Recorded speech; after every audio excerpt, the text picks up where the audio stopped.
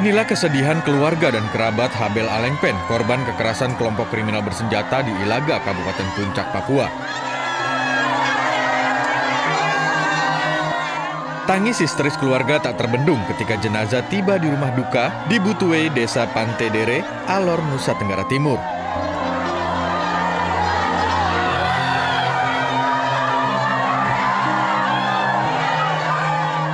Bahkan adik korban pingsan saat jenazah kakaknya dibawa masuk ke dalam rumah.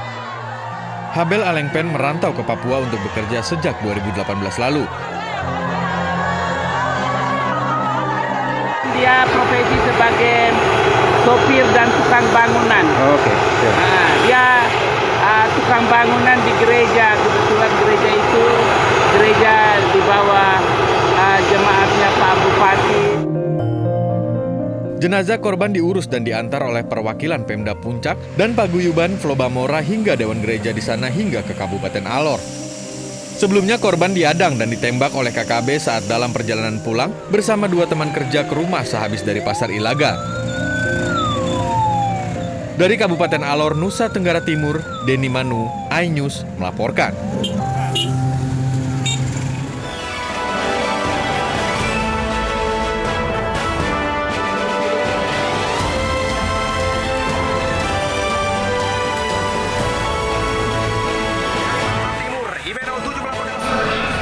Puluhan rumah di Balikpapan terbakar, 1 warga meninggal dunia.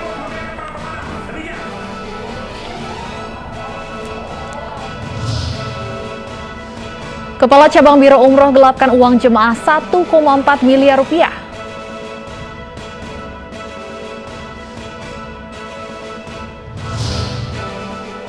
Terbakar cemburu kepada suaminya, ibu bunuh anak tiri.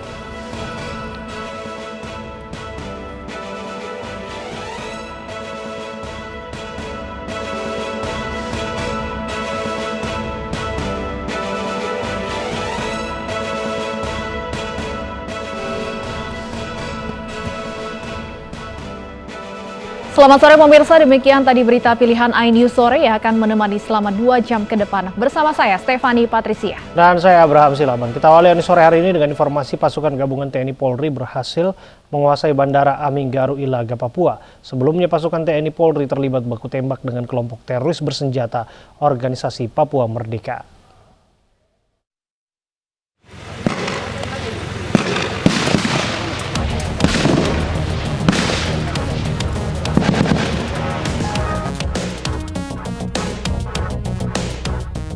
Baku tembak antara pasukan gabungan TNI Polri dengan kelompok teroris bersenjata Organisasi Papua Merdeka pecah di dekat Bandara Aminggaru, Ilaga, Kabupaten Puncak, Papua.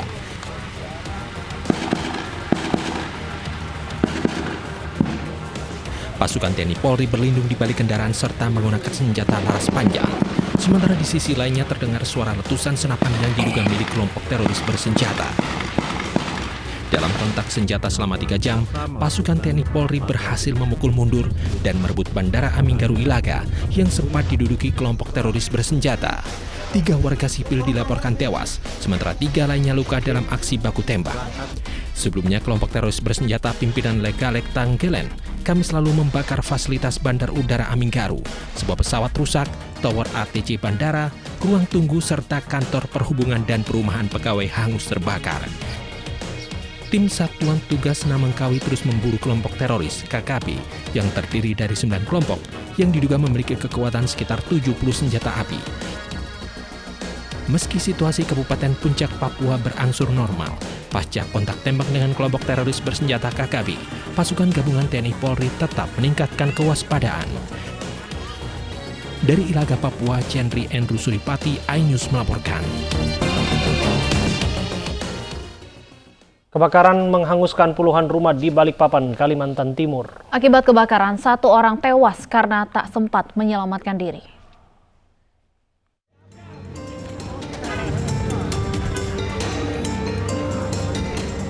Dengan cepat, api membakar puluhan rumah di Jalan Letjen Suprapto, Balikpapan, Kalimantan Timur malam tadi. Api membesar, padat penduduk melancar semua. Warga yang panik berjibaku memadamkan api dengan alat seadanya. Kemudian 9 mobil pemadam kebakaran datang ke lokasi. Lokasi kebakaran yang berada di perbukitan dan akses jalan yang sempit menyulitkan proses pemadaman. Akibat peristiwa ini, seorang warga berusia 55 tahun meninggal dunia karena tak sempat menyelamatkan diri.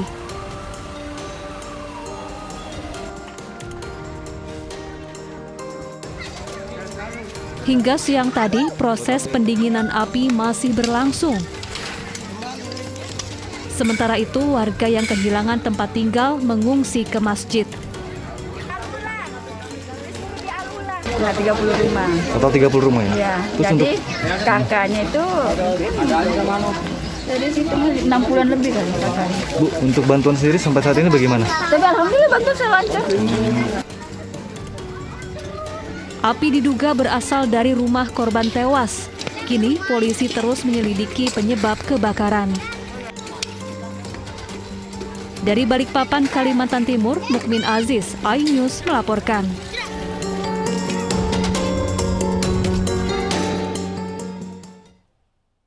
Sementara itu, belasan toko dan lapak pedagang di Pasar At-Taibah, Martapura, Kalimantan Selatan ludes terbakar. Tidak ada korban jiwa, namun kerugian diperkirakan mencapai miliaran rupiah.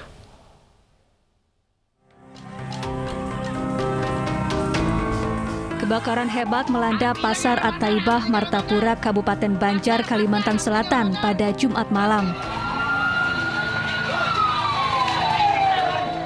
Api dengan cepat membakar belasan toko dan lapak pedagang sembako di lokasi. Puluhan petugas pemadam kebakaran diterjunkan untuk memadamkan api. Sementara warga berupaya memindahkan barang-barang milik pedagang yang mudah terbakar. Hingga kini polisi masih menyelidiki penyebab terjadinya kebakaran. Kalau penyebab api, kita masih menunggu hasil identifikasi dari pihak kepolisian. Karena sementara ini kita masih meraba-raba. Karena isu sementara itu apakah dibakar atau tidak, kita masih menunggu hasil identifikasi dari pihak kepolisian. Tidak ada korban jiwa dalam peristiwa ini, namun kerugian ditaksir mencapai miliaran rupiah. Dari Banjar, Kalimantan Selatan, Sairi, iNews melaporkan.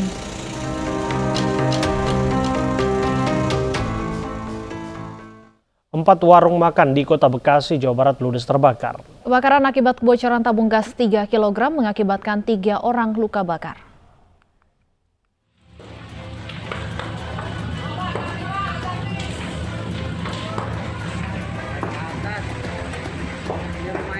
Dari rekaman video amatir warga, kobaran api membumbung tinggi saat api membakar 4 warung makan di perumahan Pondok Cipta, Bekasi, Jawa Barat, Sabtu siang.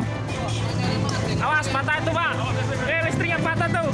Sejumlah warga berusaha gotong royong memadamkan api, namun banyaknya barang-barang yang mudah terbakar membuat api merambat ke bangunan yang lain.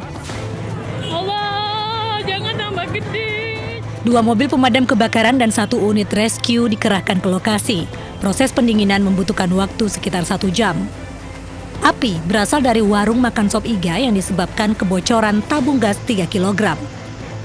Sebelumnya pemilik rumah makan sudah diperingati untuk membawa tabung gas keluar lantaran bau gas yang menyengat.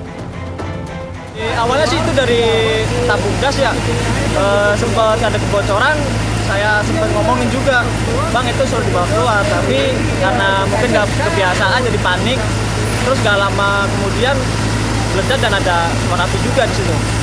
Info dari pemilik sementara ini penyebab kebakarannya dari kebocoran pemasangan tabung gas. Iya, memang materialnya mudah terbakar karena banyak tabung gas juga sama bahan-bahan plastik yang mudah terbakar. Akibat peristiwa ini, 3 orang yang merupakan pemilik dan karyawan sejumlah rumah makan luka bakar dan dibawa ke rumah sakit terdekat.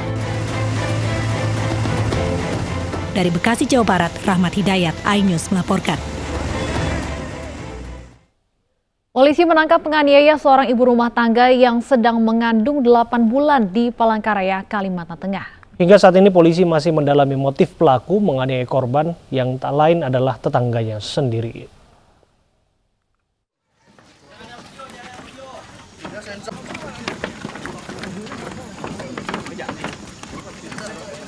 Tim gabungan Polres Palangkaraya, Polda Kalteng, dan Polsek Pahandut menangkap penganiaya ibu rumah tangga warga Jalan Pantai Cemara Labat 2, Kelurahan Pahandut, Seberang, Palangkaraya. Pelaku yang dalam kondisi mabuk dan pingsan ditangkap petugas saat berusaha kabur dengan menceburkan diri ke sungai kecil usai menganiaya korban yang tengah hamil 8 bulan. Sementara dari hasil interogasi awal, pelaku merupakan DPO kasus penganiayaan berat yang terjadi pada tanggal 29 Mei 2021 yang lalu di sebuah apotek. Polisi pun masih mendalami kasus ini untuk mengetahui motif pelaku menganiaya korban. Dari Palangkaraya, Kalimantan Tengah, Ade Sata, iNews melaporkan. Selengkapnya sudah bergabung bersama kami Kompol Todoan Agung, Kasat Reskrim Polresta Palangkaraya. Assalamualaikum, selamat sore Pak Agung. Selamat sore Mas Abraham. Ya Pak Agung, langsung saja bisa dirinci secara jelas apa motif pelaku? Ya baik, jadi berdasarkan dari hasil pemeriksaan kami bahwa jelas pelaku memiliki motif untuk melakukan pencurian.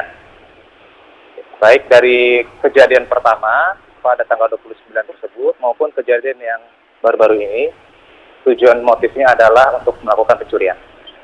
Apakah pada saat melakukan aksinya pelaku dalam pengaruh minuman keras atau obat-obatan dan sebagainya, Pak? Ya, jadi pada saat beraksi pelaku dalam pengaruh minuman keras. Oke. Bagaimana kemudian pelaku menjalankan modusnya, merencanakan aksi tak terpuji ini? Ya, jadi pelaku ini baru saja selesai minum minuman keras dalam pengaruh alkohol dan ingin melanjutkan minumnya, hanya minuman habis, mencari uang dan melakukan pencurian. Pelaku pulang ke rumah dan mencari uang tidak ada, akhirnya tetangganya menjadi korban. Pelaku, ya. Silakan kami menyimak, Pak Agung. Ya, jadi pelaku ini masuk ke dalam rumah korban melalui pintu belakang. Nah, korban yang pada saat itu sedang istirahat, lagi sementara tidur siang, terbangun oleh suara yang berisik dan memergoki tersangka yang pada saat itu sudah masuk ke dalam rumah dengan memegang sebuah pisau. Lalu korban berteriak meminta pertolongan dan tersangka melakukan penusukan sebanyak 9 tusukan kepada korban dengan tujuan untuk membungkam korban agar tidak berteriak. Demikian. Selain melakukan penusukan ini, apakah ada barang-barang yang diambil oleh pelaku? Ya, untungnya korban pada saat itu berteriak dan setelah ditusuk 9 tusukan kepada korban, banyak warga di sekitar yang berupaya untuk masuk ke dalam rumah. Dan pada saat itulah tersangka langsung melarikan diri, meloncat dari pintu belakang dan berusaha kabur melalui sungai. Pak Agung, bagaimana kondisi korban dan buah hatinya di kandungannya? Ya, pada saat setelah kejadian, ya pada saat ini alhamdulillah puji Tuhan korban sudah melewati masa kritisnya, sudah selesai melewati operasi dan tadi jam 5:30 pagi korban sudah siuman. Artinya bayi dalam kandungannya baik-baik saja, Pak? Ya, selamat. Baik ibu maupun bayi dalam kandungan selamat. Pak Agung, dari gambar yang kami terima, pada saat ditangkap pelaku ini sempat dipapah oleh warga sekitar ya. Bisa diceritakan seperti apa kronologi penangkapan pelaku ini? Baik, mungkin di dalam gambar itu adalah anggota kami, Satuan Reskrim, yang pada saat itu dia melarikan diri, akan tetapi karena kondisinya dalam keadaan mabuk dan mungkin kelelahan, berupaya untuk menyeberangi sungai sehingga pelaku kehabisan tenaga dan pingsan pada saat penangkapan. Dan baju serta celana yang dipakai oleh tersangka hanyut terbawa oleh sungai. Bahwa pelaku pernah melakukan kejahatan serupa, apakah itu masuk dalam catatan kepolisian, Pak? Ya, sebelumnya pelaku sudah pernah dilaporkan di kepolisian dengan laporan pengancaman.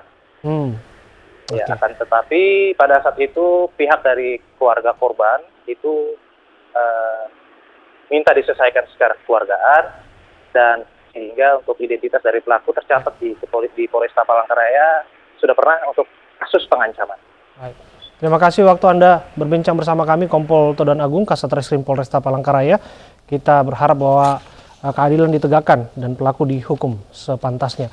Pemirsa, terbakar cemburu kepada suaminya, ibu bunuh anak tiri. iNews Sore akan kembali dengan informasi selengkapnya sesaat lagi.